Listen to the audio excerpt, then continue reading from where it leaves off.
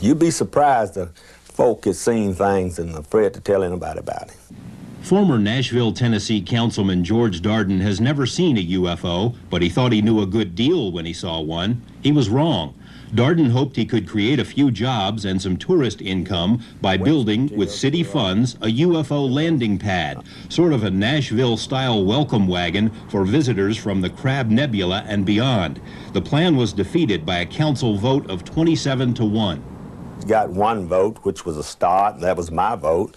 Darden then tried to build the project with his own money, but was denied necessary permits by his skeptical, amused colleagues.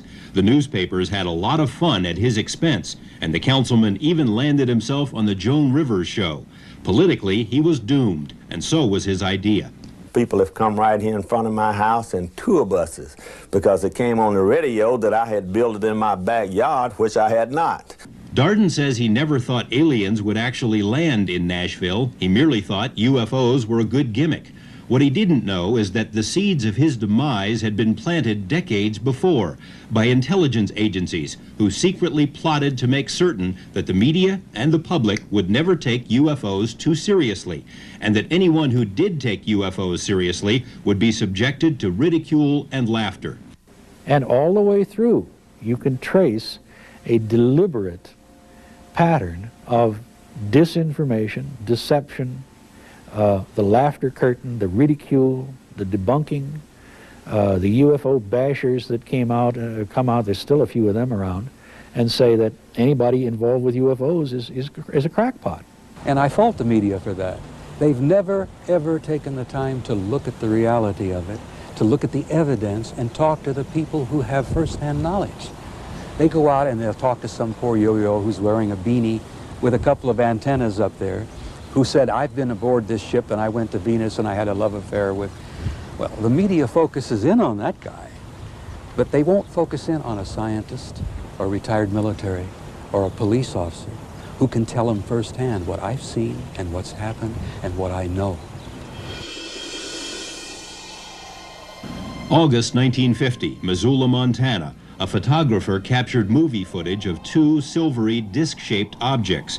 The Air Force said it didn't know what the objects were, but that it was possible the craft were Air Force jets. 3 years later, a panel of CIA scientists dropped the word possible from the file and declared that the objects were jets, contrary to other evidence. Tremonton, Utah, July 1952. A Navy photographer filmed the formation of flying objects, which he later described as disc-shaped craft. The Air Force and Navy extensively analyzed the film, decided it didn't show planes, balloons, or birds, but didn't say what the objects were. The following year, the same panel of CIA scientists decided, after just a few hours, that the film showed seagulls. Wisconsin, 1952. A formation of UFOs is confirmed on radar. Bermuda, 1954. Again, radar captures images of craft described as UFOs. In the late 40s and early 50s, it became abundantly clear to governments around the world that something unusual really was flying around, something that was seemingly beyond any known technology. Rather than admit their ignorance and confront the issue head-on, governments did then what they tend to do today. They lied. I think, in a nutshell, that the government painted itself into a corner about UFOs for very legitimate reasons 45 years ago. And I think the paint's still wet. They didn't know what to do about it. Flying saucers. Lonnie James spent 26 years in the Air Force, mostly as a radar operator, and says he and others tracked UFOs on numerous occasions in New Mexico, Texas, and North Dakota. Higher-ups would routinely issue lame excuses. We picked up an aircraft, or a blip, I should say, on the radar scope that was acting very strangely, making 90-degree turns on the scope. We watched it on the height finder first, and it appeared to just rise in height and descend at will. We don't have any idea of where they're coming from or what they are. And it's being suppressed by our own government. The individual who told us it was a weather balloon or who told us it was a missile from White Sands had to be an idiot. Total idiot. This former Air Force officer doesn't want his identity revealed, but recalls daylight UFO sightings while stationed in Alaska. They appeared to be discs of some kind or another, and silver in color. And they were just sitting there, perfectly stationary. As the jets proceeded to go after them in different groups, they came back together again at incredible speed. It was just like the blink of an eye. Nobody knew what they were, and they were completely beyond our capability, and we knew, you know, we thought we knew the capabilities of the Soviets at the time. They didn't have anything better than the MiG either. Many people trace the beginning of the modern UFO era to the June 1947 sighting of 9 objects by pilot Kenneth Arnold while flying over Washington State. Arnold compared the flight of the objects to a saucer skipping across water, and the term flying saucer was born. In reality, sightings had been taking place for years before Arnold's brief encounter. During the final months of World War II, air crews on both sides of the war frequently encountered strange, almost playful balls of light, which came to be known as Foo Fighters. We thought they might be Nazi secret weapons. The Germans and Japanese thought they were ours. After the war, thousands of so-called ghost rockets were reported over Europe, especially Scandinavia. We suspected they might be Russian weapons. The Russians thought they were ours. UFOs burst onto the American scene in 1947. Kenneth Arnold's was one of nearly 900 sightings that summer. In early 1948, a military pilot, Captain Thomas Mantell, chased a UFO over Kentucky. Mantell radioed back that the object was metallic, of tremendous size. A few minutes later, his plane crashed, and Mantell was dead. The official explanation was that he was chasing the planet Venus and blacked out for lack of oxygen. A metallic Venus didn't wash with many people. Former U.S. Senator and Air Force General Howard Cannon served with Captain Mantell. He went to altitude and he kept trying to go, trying to follow it. He reported in, did report in what he was seeing on the radio, and eventually he just spun out and went in. On the surface, all was calm, but behind the scenes, military officials were greatly concerned.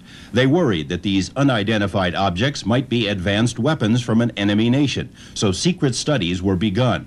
A joint Army-FBI study concluded that the objects were real, not imaginary, that they appeared to be metallic, disc-shaped, manufactured craft capable of great speeds and evasive maneuvers.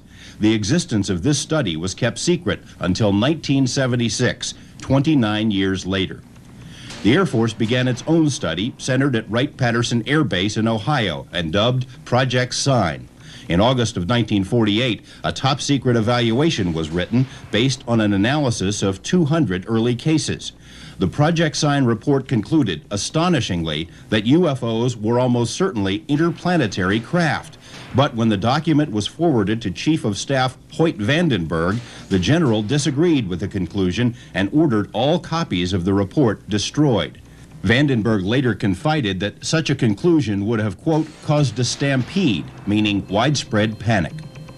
Air Force staffers got the message. Any conclusion that UFOs were from somewhere else was unacceptable. They rewrote their report, reached no conclusion, and that report was accepted. Despite the inconclusive bottom line, this report was also kept secret until 1985. That was the last gasp for objective UFO studies. Project Sign was renamed Project Grudge. According to a later congressional report, the primary job of Grudge was to explain all UFO sightings. Even with this mandate, Grudge staffers still found they could not explain 23% of UFO incidents. Their final report chalked up these unknown sightings to, quote, psychological explanations, the first official declaration that people who see flying saucers are crazy. The government has been aware since the late 40s at least that we are dealing with, in many cases, solid vehicles, not from this earth, that they are powered by extremely advanced propulsion systems, and that in some cases occupants have been seen. The Air Force went to great lengths to convince the public there was nothing to worry about when tens of thousands of people from the Dakotas to Mexico witnessed a formation of bright UFOs. The Pentagon dismissed it as a misidentification of the constellation Orion, even though at the time Orion could only have been seen from the other side of the Earth. When witnesses reported the apparent landing of a UFO at White Sands, New Mexico, the Air Force determined that what had been seen was the planet Venus, to which one scoffer replied, "What an historic occasion, the night Venus landed on the gypsum flats of New Mexico." The joke making the rounds in those days was that for every 200 UFOs sighted, the Air Force could explain away 210.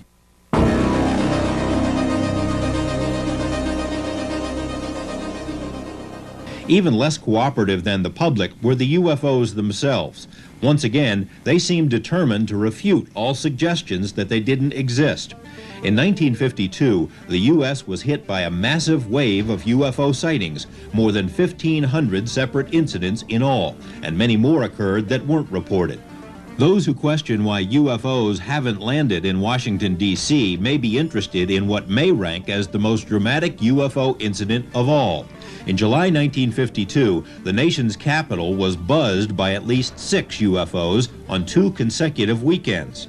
The objects were picked up on numerous civilian and military radars. Fighters were scrambled but were unable to get near the elusive lights. Photos were taken of the objects. Confidential reports hinted the objects may have been from other planets, but the public explanation was the sightings were merely the result of a temperature inversion, a thin excuse which didn't convince many people, especially the Pentagon's own radar operators. Even more embarrassing for the Air Force, the D.C. incidents occurred at the same time as a major Pentagon news conference called in order to formally dismiss UFOs. We've been able to explain them as hoaxes, as erroneously identified friendly aircraft, as meteorological or electronic phenomena, or as light aberrations. With its public credibility on the wane, the Air Force launched yet another so-called study, Project Blue Book, which was soon inundated with new sighting reports. The first head of Blue Book, Captain Edward Rappelt, somewhat naively attempted to conduct an authentic study, but quickly surmised that his superiors didn't really welcome such an effort. In disgust, he quit, then wrote a book which told the world that a cover-up was in the works, that UFOs were real, and that they may be extraterrestrial craft. Blue Book stumbled on. From the Air Force point of view and the government point of view, it was primarily a public relations exercise. To the Air Force in those days, UFO reports were just an annoyance. They were, and I asked Hector Quintanilla, Major Quintanilla, who was in charge of Blue Book at the time, and he said, it's not our job to do research, it's the scientific community's job. And every time we go to the scientific community, they say there is nothing to UFOs. So who are we to say that the scientists are wrong? Despite the pretense of being an objective study, it became abundantly clear in later years that Blue Book was a public relations exercise, and that the best, most intriguing UFO cases were never included in Blue Book's files.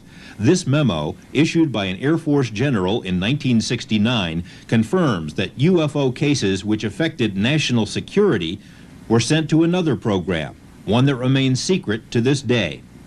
So the notion, which most people seem to accept, that the only group concerned with UFOs was this wonderful scientific group, Project Blue Book, which it never was anyway, is nonsense, as clearly enunciated by an Air Force general told to look over the whole situation. Former Air Force Colonel Wendell Stevens was stationed at Wright-Patterson Air Base when the UFO studies were headquartered there. He was assigned to a special project in Alaska, along with a team of civilians and several planes packed with sophisticated electronic and photographic equipment. And we succeeded in getting collecting information probably 2 or 3 times a week. And some of the cases, of the contact cases, were quite spectacular. One of the key pictures that I remember was a time when a disc, about a 30-foot diameter disc, got in the slot behind the trailing edge of the big wing and ahead of the leading edge of the small wing, and only inside of the wingtips, within 50 or 60 feet of the fuselage, and sat there for 2 or 3 minutes. And they took pictures with all these cameras, and we would package it in a metal box, a little locker that was locked and chained to an officer's wrist and flown to Washington. Every night we got one of those. None of that has ever been released. Up next, journalist Brian Gresh investigates the central event in what some have called the Cosmic Watergate.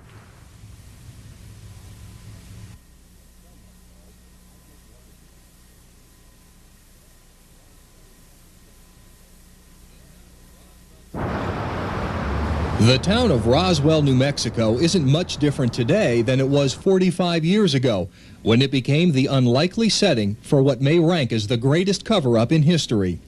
The old Army airfield has been closed for years, but back in the late 40s, it was home to the world's only atomic bomber wing, the 509th, a point of pride with the locals. Today, as then, much of New Mexico is a virtual military fiefdom. Kirtland Air Force Base in Albuquerque was and is the state's largest employer. Los Alamos Lab and White Sands Missile Base are still key players in the nation's defense establishment. If someone had wanted to get a clear picture of America's military capabilities back in the 40s, New Mexico would have been the place to be.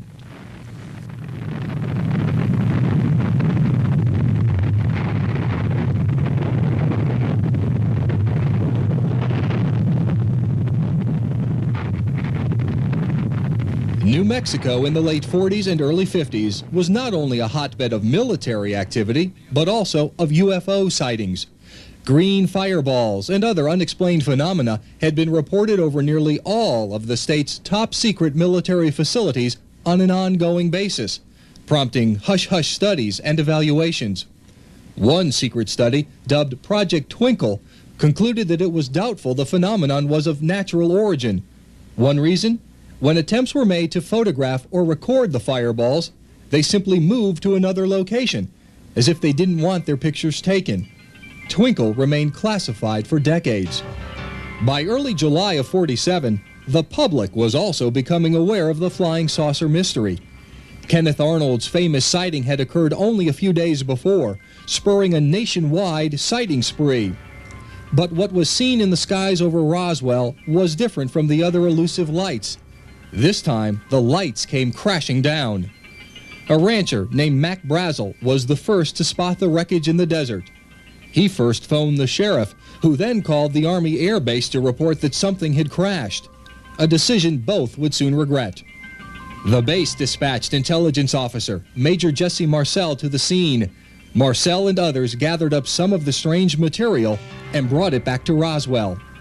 Foil-looking material, about the thickness or thinner than the foil on a package of cigarettes, and that's pretty darn thin.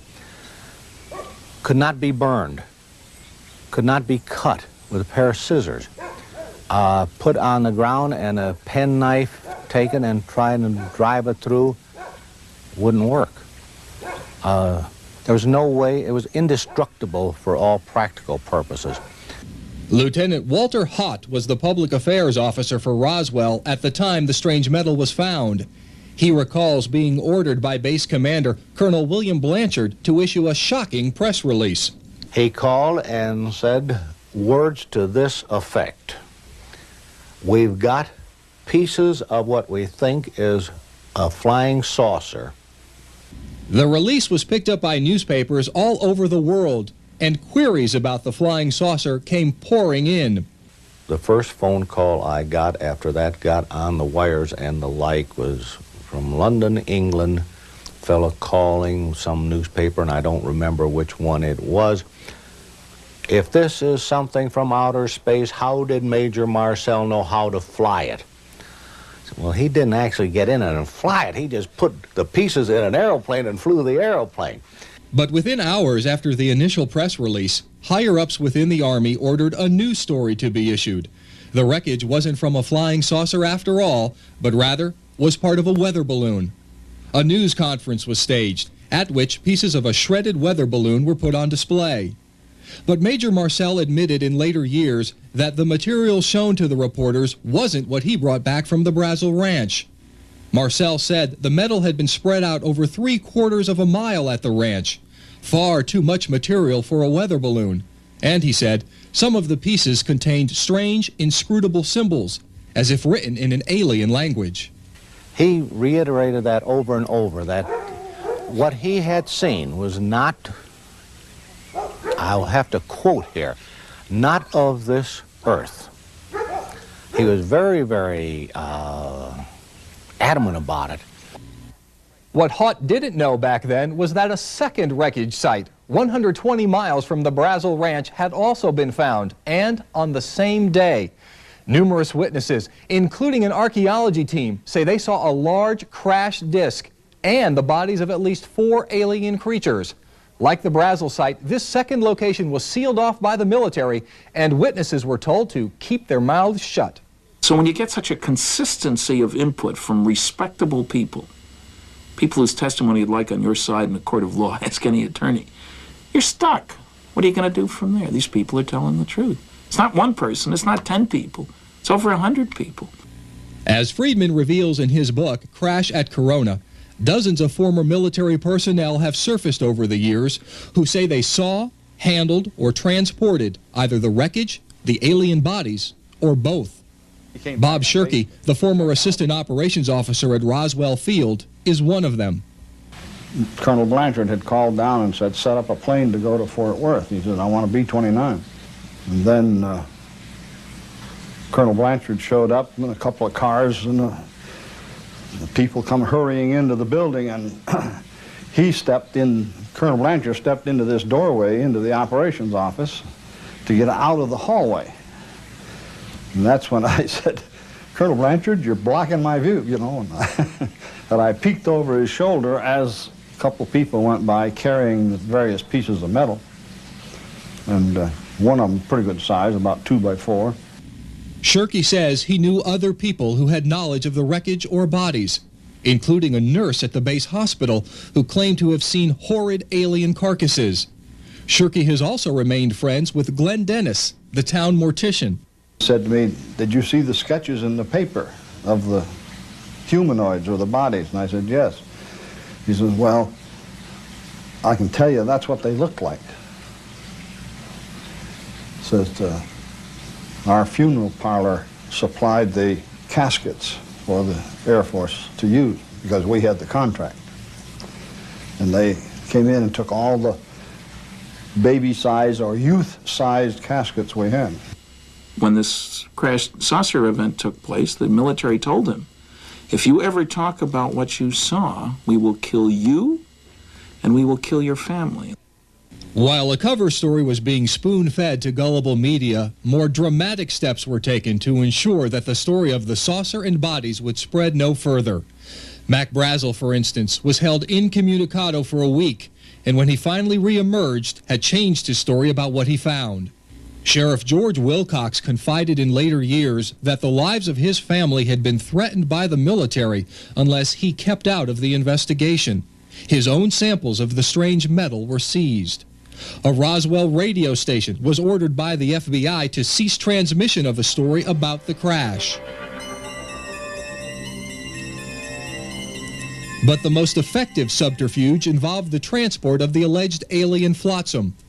Witnesses and records indicate that some of the material was immediately flown to Fort Worth, then on to Wright-Patterson Air Base in Ohio, and perhaps to Washington, D.C. The official Army story is that once the weather balloon mix-up was discovered, plans for transporting the material were canceled altogether, a statement that is demonstrably false. Pilots who flew the material out of Roswell have confirmed the Army was lying. One pilot even claimed to have seen the alien bodies while in flight. This official FBI memo, dated July 8, 1947, clearly indicates that a, quote, disc was being transported from Roswell to Wright-Patterson by a special plane for examination.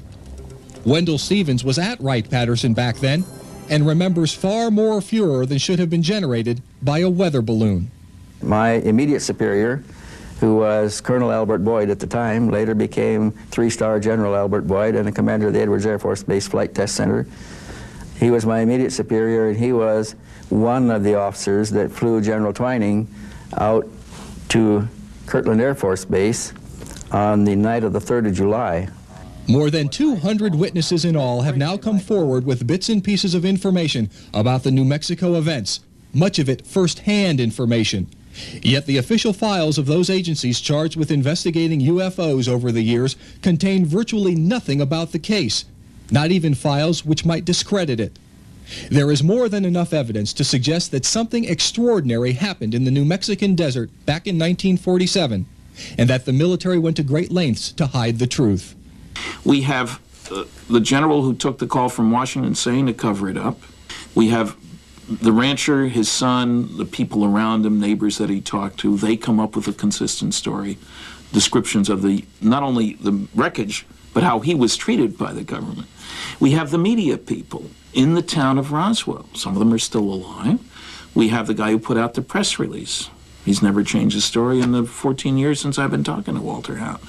We have the FBI memo. Even more unsettling is the possibility that there have been other crashes and other cover-ups. UFO researcher Linda Howe says she has been shown documents by military officials which refer to several saucer crashes and recoveries. Bill Moore, who co-authored the first book on the Roswell affair, says he has been shown similar documents. And Timothy Good has heard credible testimony from some of the best-known military leaders of this century. General George Marshall was supposed to have something to do with it. Marshall became quite forthcoming and admitted that there had been contact with UFOs and that there had been at least 3 crashes and occupants had been recovered, and he went on to say that the occupants of UFOs were hoping to eventually adapt to the atmospheric conditions on this planet. If there have been crashes and recoveries, if alien wreckage and even bodies have been found, where are they? What's being done with the proof? And why can't the public be told? More on these topics is still ahead.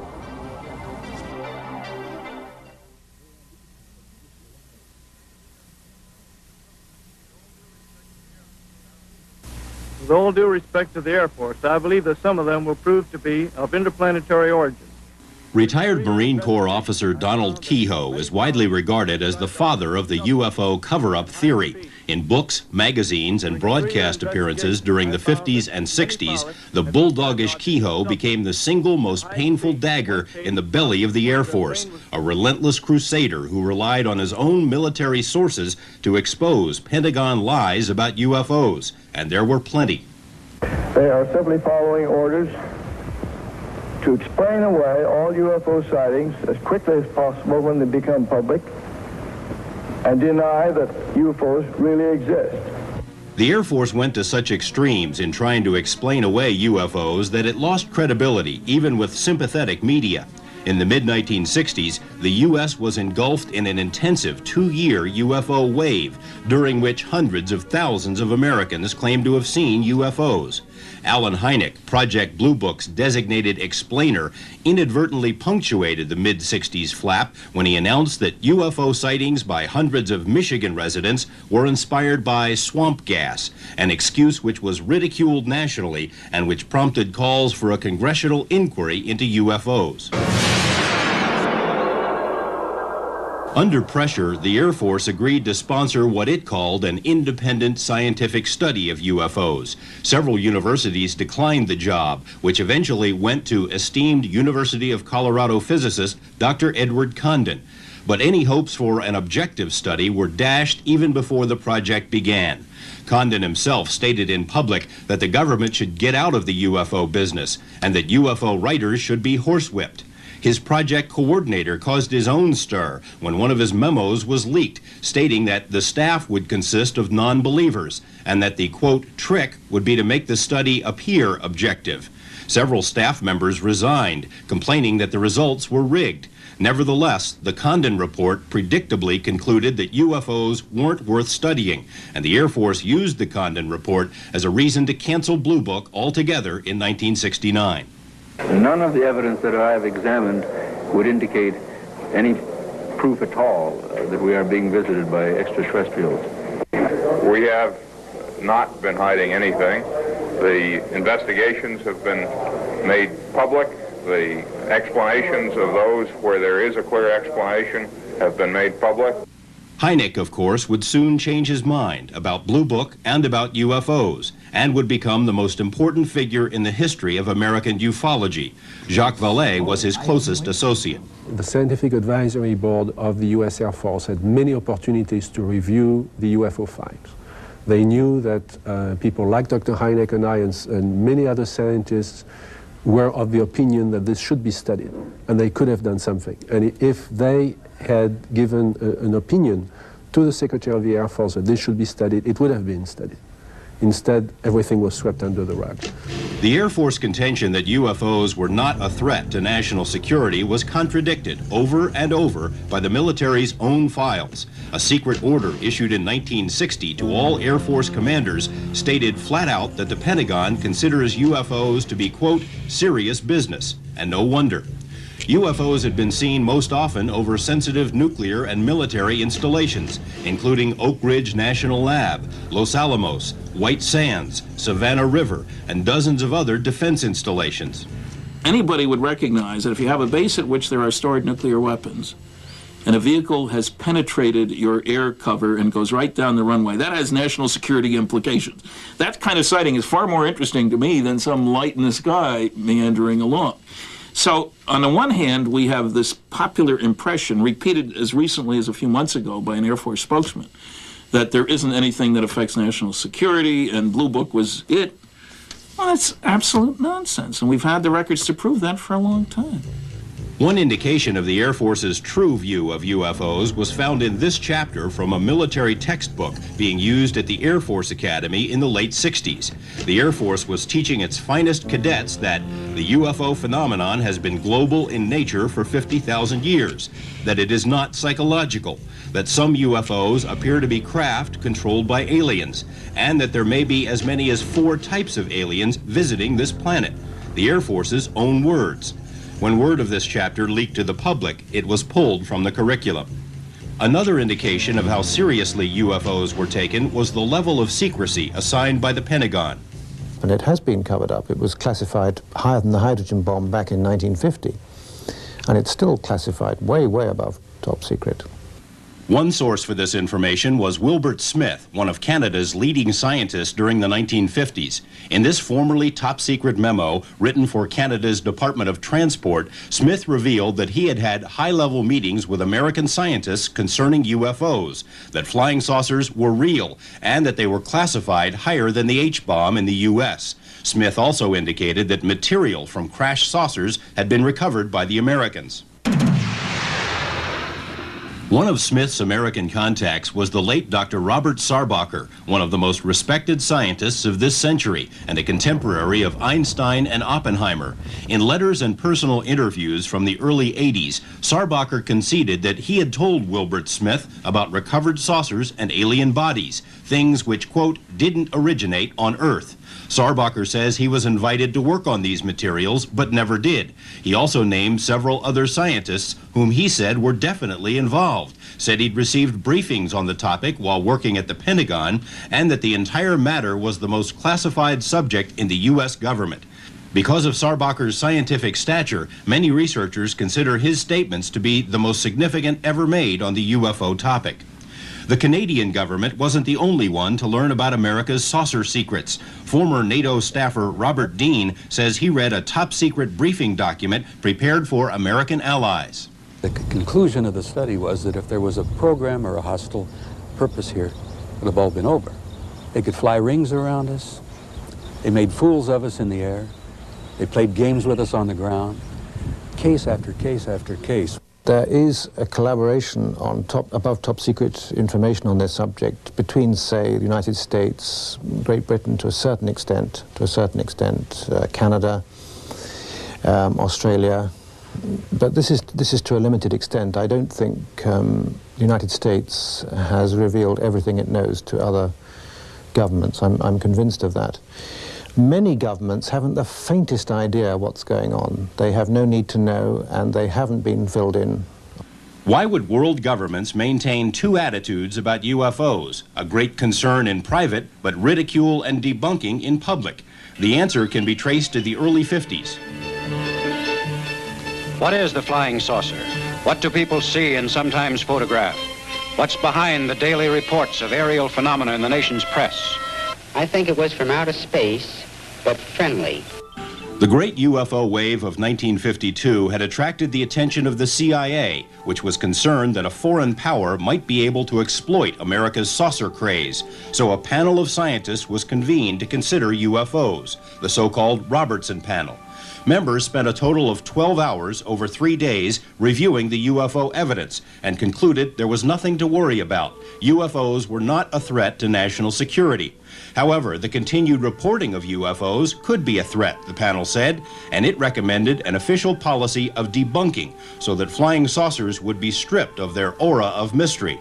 The Robertson panel also recommended that UFO groups and researchers should be monitored. Armed with these recommendations, the CIA and military intelligence agencies swung into action with a plan that is still being carried out. Ridicule those who see UFOs, spy on people who research UFOs, confuse the public with disinformation. For example, plans were drafted to enlist the aid of Walt Disney in belittling the UFO mystery. Popular TV host Arthur Godfrey was also to be recruited. CIA staffers so thoroughly infiltrated the leading UFO organizations of the day that most of them collapsed from within. Attempts were made in the U.S. and other countries to build terrestrial flying saucers, which, if any of them had really worked, would have further confused the public. You know, there are lots of games being played behind the phenomenon itself. In other words, there is a real phenomenon, but there may be, and here we're talking about the third level, the sociological level. If you could make people expect aliens, you could manipulate public opinion.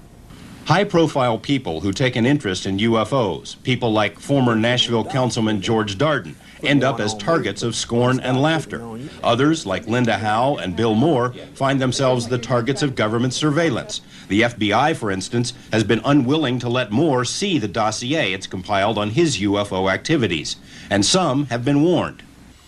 I have been warned by some people that they're paying close attention to you, Stan, and I try to be careful what I do and what I say. And a lot of people have spilled the beans, but they have been either popularly discredited, so the story doesn't travel. Some have been incarcerated in one way or another, some in mental institutions. Nobody else believes that this is going on. They can tell their neighbors, and the neighbors laugh at them, but it is going on, and it works. And there's only a few that jump the fence, and those few are discredited, and the word doesn't travel too far. Concerning UFOs, Clifford Stone had a spotless military record until the summer of 1986, when his Army commanders found out he was writing a book about UFOs. From that point on, Stone says, his life became a living nightmare. If you have an interest in UFOs and you're writing Freedom of Information Act request and writing various senators, then there has to be something wrong with you. So they set me up for a mental health evaluation. Upon my return from seeing the legal advisor, they had already moved everything out of my office. I had been relieved of duty. They set up an office for me down in the basement. I was not to have any contact with any of the other cadre. As a matter of fact, the other cadre were scared that if they were seen talking to me, that they would be in trouble. They were talking court-martial. Stone says he developed several high-level military sources who convinced him the cover-up is real. My executive officer who started all this called me in. He told me, he says, what difference does it make to you if we have 50 captured saucers? My response to him was, and I remember this to this day, sir, you have the luxury of not knowing the truth. Unfortunately, I do not share that same luxury. People with far more clout than Cliff Stone have also been thwarted in their efforts to find out what the military knows about UFOs. During his campaign for president, Jimmy Carter vowed to open all UFO files if he were elected. News articles hinted that Carter was preparing to make an unsettling announcement about UFOs, but it never happened, and to this day, he declines to say why. Senator Barry Goldwater, a former Air Force general who also served as chairman of the Senate Intelligence Committee, would presumably have the power and the clearance to see anything in the military's arsenal. But when Goldwater asked to see the so-called Blue Room, where UFO material is supposedly stored, during a visit to Wright-Patterson Air Base in Ohio, he was told by General Curtis LeMay that it was none of his business and he should never ask again. Former Nevada Senator Howard Cannon is one of Goldwater's closest friends and says he and Goldwater discussed UFOs and the Blue Room several times. What Barry wanted to do is get in and find out what did they have. What could they say? When you say he was turned down, I'm sure that had I gone to them and said I'd like to go in there, what's the useful purpose? You know, we couldn't come out and talk about that sort of thing and say, well, here's what we saw. First place, somebody would say we're lying, and it would serve no useful purpose, I think. Cannon, who also was an Air Force general, thinks Congress would have been told if crashed saucers had ever been recovered, but concedes that such secrets could be kept from Congress and the public. Well, they've kept some pretty good secrets over a period of time, and so I'd have to say that I'd have to believe that secrets like that could be kept. Getting copies of government UFO documents can also be a daunting task in spite of the Freedom of Information Act. Simply put, if the government doesn't want you to see a file, you won't. There's no question that agencies of the United States government have been withholding on a regular, clear-cut basis, data about flying saucers, among them the CIA and the National Security Agency. Today, 99.9% of all UFO government documents are available in the National Archives. UFO debunkers like Phil Klass somewhat naively assume that the government has no interest in hiding UFO files because there's nothing in them. That view is not borne out by experience. The FBI, for instance, vigorously and repeatedly denied having any UFO files or any interest in the subject. But when the Freedom of Information Act was passed, the G-men reluctantly coughed up 2,000 pages of UFO documents, dating back to the very beginning of the modern UFO era. Write to the CIA to ask for its UFO files, and you'll be told the agency hasn't collected UFO information since the 50s. Yet official documents from the 70s and beyond refer to CIA UFO experts, CIA UFO studies, and the CIA monitoring the UFO situation. Military officials have also been caught telling UFO lies. Both the Air Force and the RAND Corporation denied any knowledge of a secret UFO study commissioned by the Pentagon. Yet, here it is. The RAND study acknowledged the reality of UFOs and said that a solution to the UFO mystery was a matter of the highest urgency. The National Security Agency, the CIA, Defense Intelligence Agency, FBI, many other agencies are withholding thousands of pages of documents on UFOs in the interest of national security. They admit that. For decades now, since the 1940s, all those agencies I've just referred to have denied any sort of serious involvement in UFO research. So they've been lying to us about that. In addition to lying about the existence of UFO documents, government agencies routinely censor those UFO files which they are forced to release. The trouble is, as you start to go through this document, you rather quickly find that a lot of it isn't really there. And I won't stop because you'll see how many pages are really full of good information. Trying to get files declassified can be all but impossible. Appeals to the FBI, for example, can drag on for 3 to 4 years. The Department of Energy says it could take up to 7 years to obtain some of its sensitive UFO-related material. The National Archives has a backlog of 325 million documents awaiting declassification. Agencies are able to hide behind this log jam, using it as an excuse to withhold or stall the release of UFO information.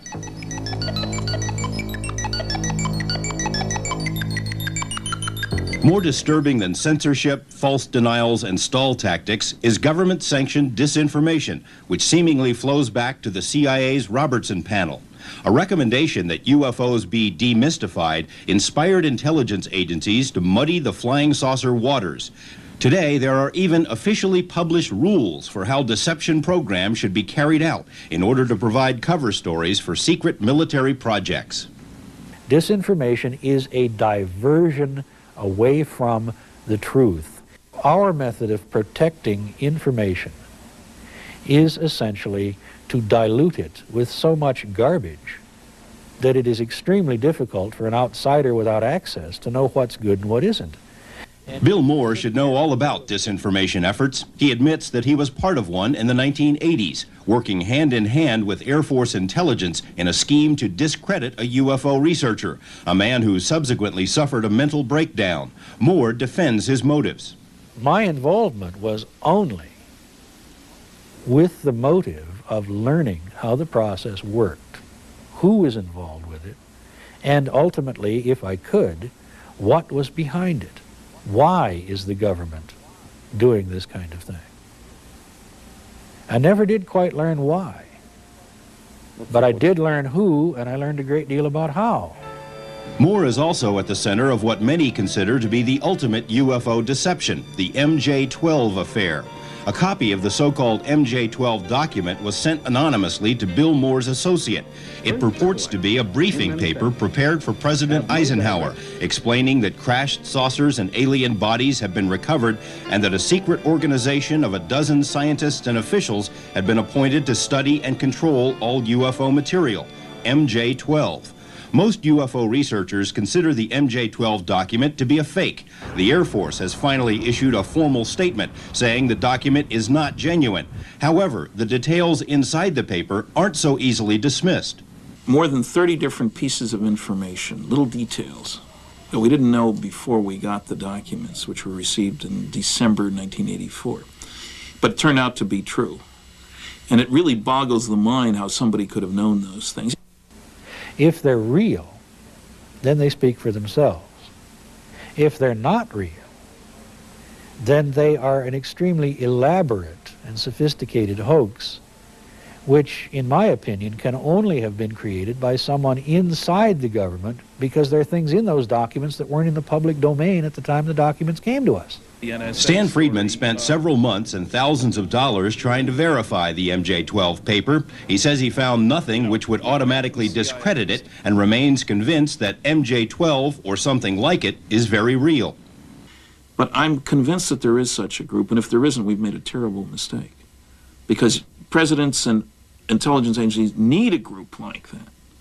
Jacques Vallée was one of the first writers to suggest that the government might be deeply involved in UFO disinformation. Today, he says, there is ample evidence that such programs continue.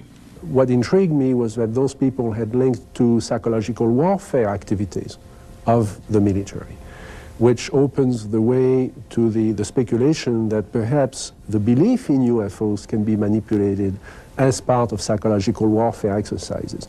The long and winding paper trail clearly shows that our government in its various forms spies on UFO researchers, infiltrates UFO groups, lies about UFO documents, censors UFO files, threatens UFO witnesses, and weaves vast and elaborate UFO deception programs aimed at confusing and misleading the American public and the rest of the world.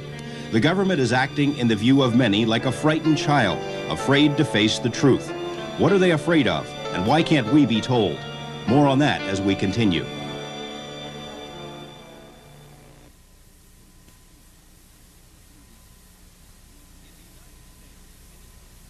In the United States, any person who comes into contact with extraterrestrial beings or material can be locked up for an indefinite period without so much as a hearing. Family members could also be incarcerated, and all property could be seized based on an obscure rule buried in NASA regulations. Ostensibly, the law was meant to allow for the quarantine of astronauts, but its verbiage could be applied to any American citizen. The law typifies NASA's touchiness concerning ETs and UFOs. The space agency simply doesn't want to talk about such subjects. In 1977, for example, President Jimmy Carter asked NASA to resume studying UFOs because there had been so many inquiries from the public. NASA politely but firmly said, no thanks. The now canceled SETI program, Search for Extraterrestrial Intelligence, was renamed by NASA, in part because the space agency didn't want people to say it was looking for little green men, even though that's pretty much what it was doing. I think that there is a cover-up of sorts. I don't know to what degree it is because, of course, it's very hard to tell what's information and what's disinformation. Former astronaut Brian O'Leary has had first-hand experience with NASA's alien paranoia. Dr. O'Leary was recruited by NASA for a manned mission to Mars, primarily because of his extensive writings about the Red Planet. But when O'Leary took an interest in the so-called face on Mars and suggested it might even be the remnant of an ancient civilization, he encountered stiff opposition. I did an optical study of the face on Mars, and it took me 4 years to publish the paper. It was finally published in the Journal of the British Interplanetary Society. The first few attempts to publish it were turned down flat, and the reviewers made such comments as like, Dr. O'Leary shouldn't spend 1 microsecond of his time inquiring into something so ridiculous and so absurd. The mainstream scientists, when they start to look at these pictures, in fact, I know the person that first discovered them. His name is Toby Owen. He's a colleague of mine in planetary science, and he and some of the other people, when they started looking at the pictures, there was kind of a nervous laughter, almost like a teenager looking at pornography, saying, that looks like a face. But then when it comes time to go public, you have to be conservative, or else you might just blow your whole credibility. In 1993, NASA launched the ill-fated Mars Observer for the purpose of thoroughly photographing the Martian surface. Despite intense public interest in the face and surrounding features, NASA had to be dragged, kicking and screaming, into an agreement that the face region would be photographed. Even then, NASA said it may or may not release any such photos to the public, most likely because it didn't want to add fuel to the ET fire. A point made moot when the Mars Observer allegedly disappeared. Researcher Don Ecker is convinced that NASA has been taken over by the military. The fact that NASA over the last couple of years have been slowly but surely clearing out their civilian research personnel and have been bringing in retired military personnel. What this suggests is that NASA is going black. Journalist Ecker points to a 1991 mission of the Space Shuttle Discovery, STS-48, as an example of NASA's participation in a cover-up. This footage was taped from NASA's own satellite signals. It shows several anomalous objects floating in space near the shuttle, objects which NASA says were ice crystals, space debris, or both. But analysis by some of NASA's own consultants casts serious doubt on these excuses. At one point, the footage clearly shows an object make a radical shift in direction, in apparent response to a flash of light emanating from the shuttle.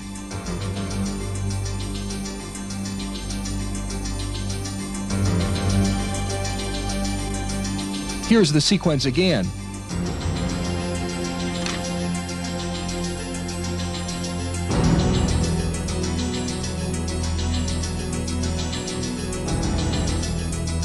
Notice 2 other objects streaking across space at incredible speeds. Self-propelled ice crystals, or are they something unexplainable? These objects, in fact, were not ice, were some type of manufactured vehicle, and they demonstrated a propulsion system that we presently on Earth either are not aware of, or if there are elements within the government that is aware of it, they're keeping it under wraps. To some, this sequence of events suggests a hostile interspace encounter between a U.S. space shuttle and UFOs. To others, it's another in a long string of inconsequential sightings of space junk. The question of whether American astronauts have seen UFOs was settled long ago, even though no astronauts, current or former, are willing to talk about the subject today. Of the original Mercury 7 astronauts, at least 3 reportedly saw anomalous objects. John Glenn saw sparkling fireflies dancing around his capsule. The late Deke Slayton said he repeatedly circled a stationary UFO while piloting a fighter plane. And Gordon Cooper was so certain that the craft he witnessed several times while flying over Europe were of extraterrestrial origin that he wrote a letter stating his opinion to the United Nations. Cooper has since recanted his statement but refuses to answer any questions about what he saw or why he changed his mind. In fact, none of the astronauts who supposedly saw anomalous objects were willing to respond to inquiries, including astronauts Frank Borman and James Lovell, who snapped this photo of 2 luminous objects from space. or James McDivitt, who confided in friends about his own UFO sightings while in orbit.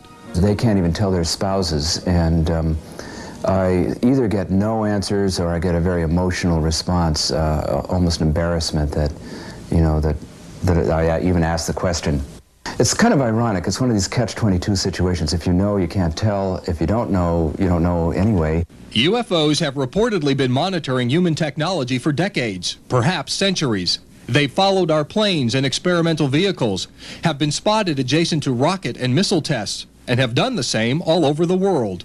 What I have been told off the record by certain former members of the American space effort was that not only have there been UFOs encountered in many space flights and with the Russians, but that the Americans and the former Soviet Union had a very close covert relationship, working hand in hand in the pursuit of the overall UFO phenomenon. Under communism, Soviet leaders publicly scoffed at UFO reports, suggesting the whole matter was a capitalist plot. At the same time, the Russians sometimes used UFOs for their own propaganda purposes. They had launch sites that were secret, and when they launched a rocket, they encouraged the people in the area to believe that what they had seen in the sky was a flying saucer. They actually planted those stories. I think we've done the same thing. But the Russian military clearly knew that UFOs were real. Hidden in the archives of the Ministry of Defense is solid evidence of Russian UFO encounters, on Earth and in space. What's more, the Russian government knows that the American government knows. Because the Soviets got a jump on the U.S. in the space race, they also had the first outer space UFO sightings. Yuri Gagarin, the first man in space, reportedly saw UFOs during his flight, but said he was not permitted to talk about it. The second Russian in space not only saw UFOs, but filmed them. One frame of that film, showing several UFOs dancing around the capsule, was published in a Soviet magazine years later. Scientist Ramily Avramenko, one of the chief designers of Russia's Star Wars program, says the Soviet government knew UFOs were from somewhere else since day one of the space race. At that time, satellites in space were easily countable, but we also saw vehicles whose technical characteristics we cannot match even now. We saw tens of these in 1959. Surely the existence of these vehicles caused problems for the U.S. defense systems, because you are faced with this information as well. These still classified Ministry of Defense documents, never before seen in public, reveal that Russian spies learned a great deal about UFO encounters involving American astronauts. The Russians are convinced there were several direct encounters with UFOs while American astronauts were on the moon, and that the Americans haven't returned to the moon because we were told to stay away. Several high-ranking military and scientific sources confirm that the Russians knew much about the ongoing UFO cover-up in America. Retired Army Colonel Boris Sokolov was in charge of the Soviets' secret UFO projects for 10 years and says he knew that the U.S. military had constructed 40 UFO listening posts as part of its UFO research. I think America could learn something. I mean, after we gave lessons to the Russians for 40 years about freedom and liberty and so on, and now they're publishing a lot of stuff. I doubted that they're publishing everything they have, but at least they are releasing a lot of material, and our military doesn't seem to have changed too much, their attitude. The big question about the UFO cover-up remains. Why? Some final thoughts on that are just ahead.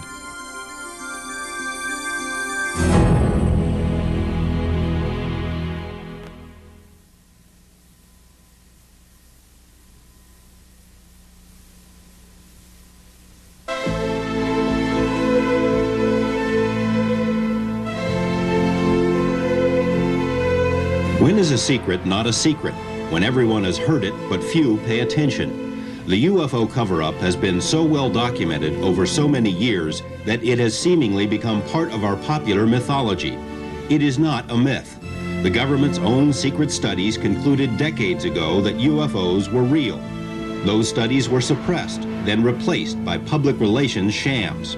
Schemes were hatched to ridicule the topic, to confuse the public, to hide the real information. An extensive paper trail reveals that many people had direct knowledge of the cover-up and that many others tried to get the information but were refused. Government agencies routinely lie about what they know. Other agencies issue ridiculous cover stories and disinformation. Scores of witnesses recall what may be the most important event in history. The government says nothing.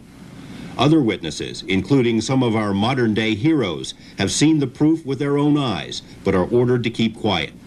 Good people are threatened and harassed to maintain this non-secret secret. The best evidence makes it abundantly, indisputably clear that someone, somewhere, has a lot more information than the rest of us. I think that there are people who must have, people in Washington and elsewhere, must have a building full of data that I think the scientific community should have. Data that comes from radar, from sensors on Earth, from sensors in the ocean, and from sensors in space. There is a cover-up in the sense that they are keeping that data to themselves. And I think the greatest secret may be that nobody has any idea what those objects are. It almost seems as if the government is toying with us. Wright-Patterson Air Base is widely thought to have been the home to recovered alien technology. On the emblem for the base's aptly named Foreign Technology Division is this strange symbol. A joke on the public?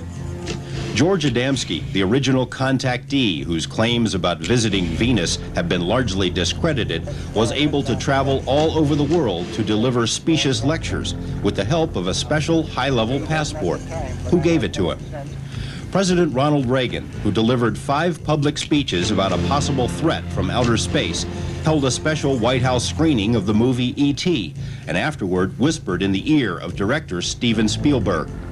When the showing was over, Reagan got up, put his hand on Steve's shoulder, and said, "You know, fewer than 6 people in this room know the whole story." We can't say how many people, if any, know the full story, but certainly there have been many who know more than the rest of us, including some of the most trusted personalities of this century. Scientists like Hermann Oberth, the father of modern rocketry, who said that UFOs are from outer space and that contact had been established. Or his colleague, Werner von Braun, who hinted that closer contact with an alien intelligence was imminent. Or General Douglas MacArthur, who predicted that our next great war would be an interplanetary war.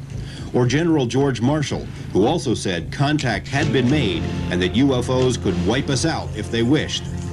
Or Admiral Roscoe Hillenkoetter, first director of the CIA, who joined a UFO group after leaving government and who said that the next step is up to the aliens. Or famed scientist Robert Sarbacher, who told colleagues he was invited to work on recovered alien material and that the matter is the most classified subject in the government. Or Adolf Hitler, Joseph Stalin, and Winston Churchill, each of whom ordered secret UFO studies in their respective nations.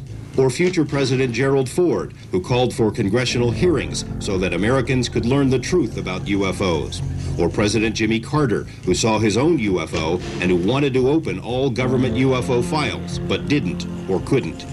Or Senator Barry Goldwater, who was denied access to UFO information, but who later wrote that a plan was in the works to let the public know the full story. So what is this plan, and when do we get to see it? The solution to avoiding acculturation would be one of indoctrination. And my research has exposed a great deal of evidence, a total preponderance of evidence that clearly suggests that we've been on that path. The government has been supplying us with leaked information, if you will. There's substantial evidence of use of subliminal media. Exler is one of many UFO researchers who suspects that the public is being slowly programmed through advertising, TV shows, movies, and other media to accept the alien reality. If such a plan isn't in the works, perhaps there should be one. This 1960 study, prepared by the Brookings Institute for NASA, predicted that confirmed contact with a more advanced alien civilization would lead to the collapse and disintegration of human culture and institutions. In other words, total chaos. The study suggested that only a gradual indoctrination program could prevent this. Whether or not such a program was ever implemented, the effect has been the same. People seem ready. So you fear the unknown. If you know all about UFOs, the fact they're here, there's going to be no panic. That's the excuse they've used since the Orson Welles Mercury radio program in 1938. that people did panic. We are far more sophisticated than that. The public at large may be ready, but select groups may not. Some researchers are convinced that the cover-up persists because of its potential effects on religion. The first thing that would happen would be you'd have 40 million right-wing fundamentalist Christians climbing the walls, and then you'd have virtually every other opposition politician screaming in holy terror. You'd have absolute chaos. Others think the cover-up is maintained because of a military mindset among those who control the information.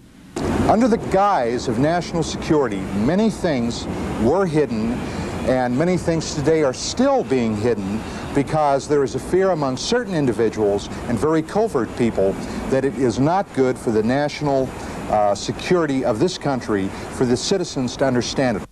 If alien technology has been recovered by the government, it could represent the ultimate weapons system, a system that no government would want to see in the hands of another.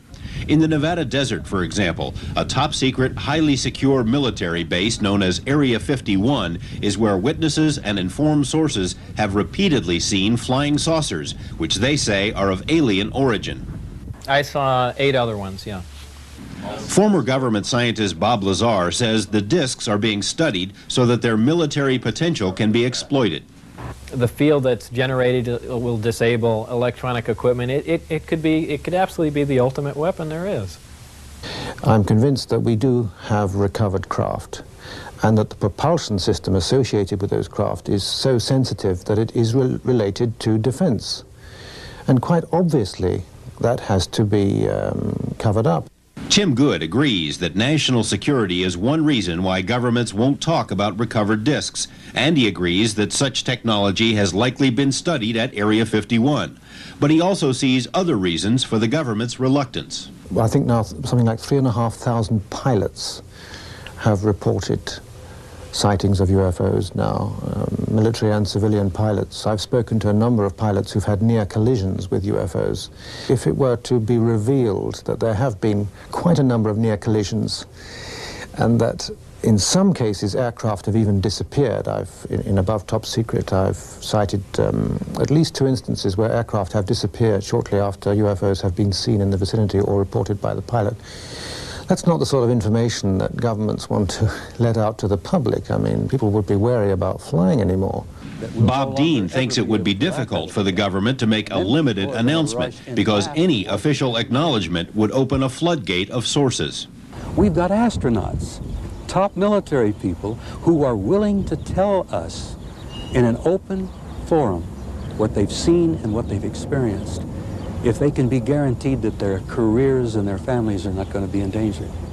And I said before that if that announcement were made, or something to that effect, that I would rather be in the liquor business than the real estate business. Author and researcher Bud Hopkins is convinced that so-called alien abductions are at the heart of the cover-up because they seemingly happen so often and there doesn't seem to be anything anyone can do to stop them. These people or creatures or whatever they are here and doing what they want to with a population, able to control their memories, float them out of their houses or their cars or whatever, do physical examinations, take samples and send them back, and there's nothing the government can do about it. Can you imagine any government leader standing up and admitting that publicly? It would be an absolute abdication of that sense of control that all politicians like to have. Nobody will do that. Stan Friedman maintains that people could handle the truth without widespread panic, but he also believes the effects would be profound. I mean, some of the things that would happen, I suppose, church attendance, mental hospital admissions would go up, stock market would go down. But I think the biggest thing that would happen, based on 600 college lectures, a lot of young people out there, is that there'd be an immediate push on the part of the younger generation, which was never alive when there wasn't a space program, interestingly enough, for a whole new view of ourselves. Instead of as Americans, Russians, Chinese, Cubans, Ghanaians, whatever, as earthlings. Because obviously from an alien viewpoint, we are all earthlings. There's no government on this planet that wants that. Interestingly enough, NASA has already drafted a list of protocols to be followed in the event that contact with aliens is ever publicly confirmed. Even with a game plan to follow, any such announcement would be dicey business. Let's say that the president decided to make an announcement. This is, if he made it today, this is what I think that he would say. Ladies and gentlemen, this extraterrestrial spacecraft are operating in our environment. They can fly circles around the best aircraft we have in flight. Where they come from, we do not know. Who is in them, we do not know. We do know they can paralyze anybody they want to at will, take them into their craft. We do not know if they represent a threat, but we know that they're here and there isn't a damn thing we can do about it. Thank you and good night. If the government can't issue a declaration, what about the visitors themselves? Although it seems as if their presence has become more obvious over the past few decades, there apparently has been no overt attempt at blowing the lid off the cover-up. It's quite obvious that the secrecy doesn't even originate with the government. Why don't the visitors land on the White House lawn and make themselves public? Why didn't they do that this morning? The reason is they themselves are the architects of the secrecy. I get the feeling that they don't want us to solve this feeling. I get the feeling that they want to protect the secrecy program. I get the feeling that they don't like what is happening in our society in terms of learning about them. If the visitors won't end the secrecy, and if the government can't, the burden for uncovering the truth falls to the public. The UFO question isn't something which belongs solely in the domain of tabloids, talk shows, or movies of the week. We all have a stake in the answer. I think the only hope for a decent future for this planet is an earthling orientation. The easiest way to get it is to recognize that somebody's coming here, and to them, we are all earthlings, like it or not.